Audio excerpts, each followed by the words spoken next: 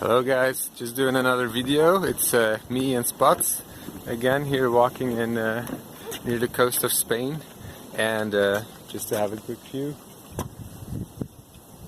there, and we're walking, and now for the first time the cart is actually attached to the backpack. Oh god, how this works. There's so much light I hardly can see anything. Right, let's do it from the other side. Oh, the backpack is in the way. Oh shit. Anyway, maybe like so.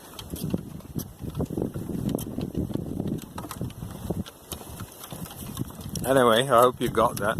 I don't see anything. I mean, there's too much light. But the backpack and the cart together works really well. So everything that is in the backpack, or the heaviest stuff, I put down in the cart, and yeah, the cart is then attached to my backpack. I have found some inner tires, and I used these rubbery material to make some suspension, which is right here.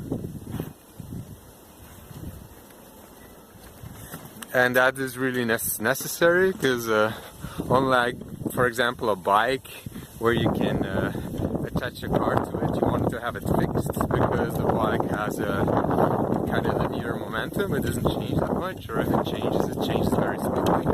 My hip, like when I'm walking, it wiggles back and forth all the time, so if it would be fixed to my hips, it would be very inconvenient. It would be like dragging and pushing and dragging and pushing all the time. So it's good to have some kind of suspension there, and this is just like something that I found, but it works really well. It works pretty good. Now the terrain that I'm doing now, the backpack feels light. It feels really good.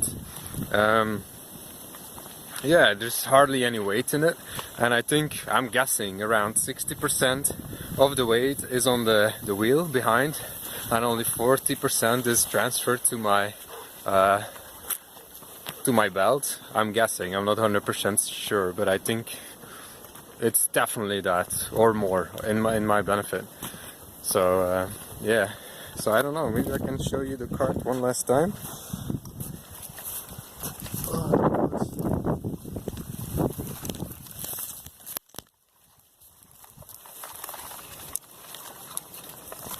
So yeah, I hope you get that.